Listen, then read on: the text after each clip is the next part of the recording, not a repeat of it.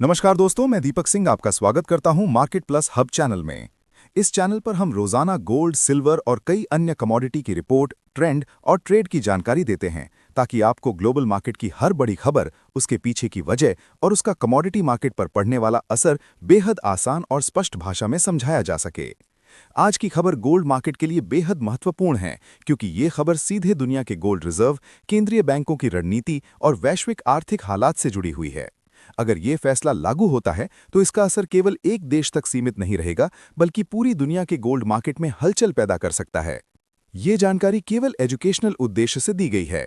किसी भी निवेश से पहले अपने फाइनेंशियल एडवाइजर से सलाह जरूर लें। दोस्तों, इस समय ग्लोबल गोल्ड मार्केट में जो खबर सामने आई है उसने निवेशकों और ट्रेडर्स दोनों को चौंका दिया है। यूरोप का बड़ा देश पोलैंड, जिसने पिछले कई वर्षों में बड़े पैमाने पर सोना खरीदा है और दुनिया के सबसे सक्रिय गोल्ड खरीदार देशों में अपनी जगह बनाई है, अब अपने गोल्ड रिजर्व का इस्तेमाल रक्षा बजट बढ़ाने के लिए करने की योजना बना रहा है।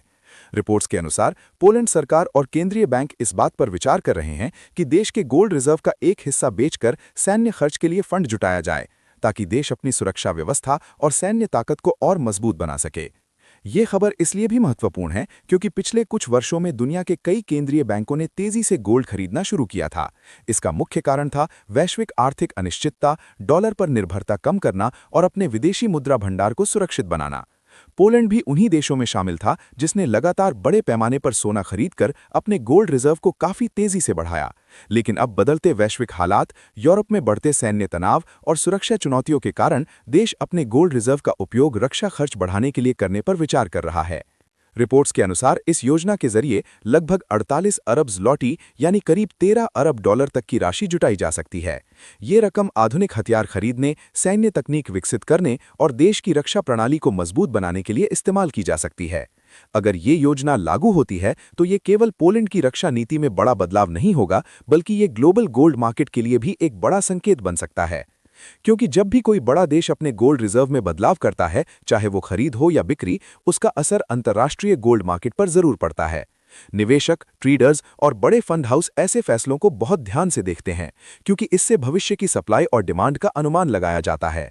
दोस्तों, पोलैंड के पास इस समय लगभग 550 टन से ज्यादा गोल्ड रिजर्व मौजूद है। ये उसे दुनिया के बड़े गोल्ड होल्डर्स की सूची में शामिल करता है। पिछले कुछ वर्षों में देश ने लगातार गोल्ड खरीदकर अपने विदेशी मुद्रा भंडार को मजबूत किया था। लेकिन अगर अब इस रिजर्व का एक हिस्सा बाजार में आता है तो इससे अंतर्राष्ट्रीय बाजार में सोने की सप्लाई बढ़ सकती है। सप्लाई बढ़ने का सीधा असर कीमतों पर पड़ता है। अगर अचानक बाजार में बड़ी मात्रा में सोना आता है तो शॉर्ट टर्म में कीमतों पर दबाव बन सकता है। यही वजह है कि इस खबर के सामने आने के बाद कई निवेशक और ट्रेडर्स ये समझने की कोशिश कर रहे हैं कि अगर वास्तव में ये योजना लागू होती है तो गोल्ड मार्केट में किस तरह की हलचल देखने को मिल सकती है।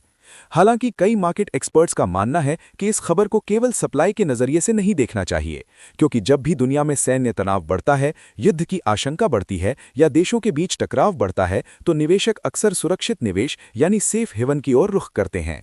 और ऐसे समय में सोना हमेशा से सबसे भरोसेमंद सुरक्षित निवेश माना जाता है।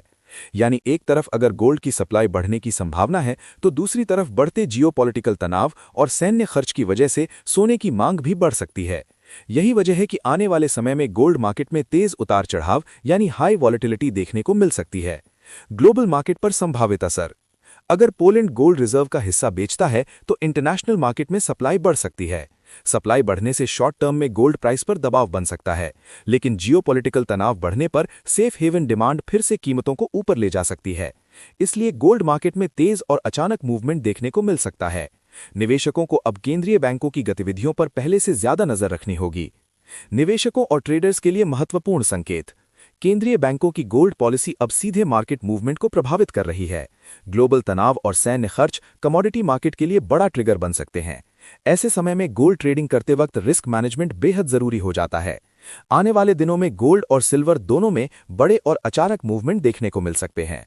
दोस्तों, कुल मिलाकर देखा जाए तो पोलैंड की यह संभावित योजना ग्लोबल गोल्ड मार्केट के लिए एक बड़ा ट्रिगर बन सकती है।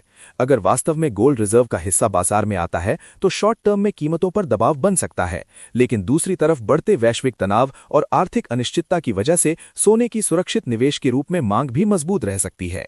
इसलिए आने वाले समय में गोल्ड मार्केट काफी ज्यादा संवेदनशील और वॉलेटाइल रहने की संभावना है और ट्रेडर्स को हर बड़ी खबर पर नजर बनाए रखनी होगी।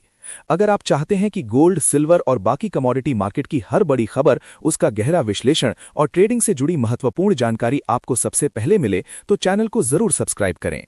वीडियो पसंद आए तो लाइक, शेयर और सब्सक्राइब जरूर करें, ताकि ऐसी ही महत्वपूर्ण मार्केट अपडेट आप तक लगातार पहुंचती रहें। Deepak Singh, market plus hub.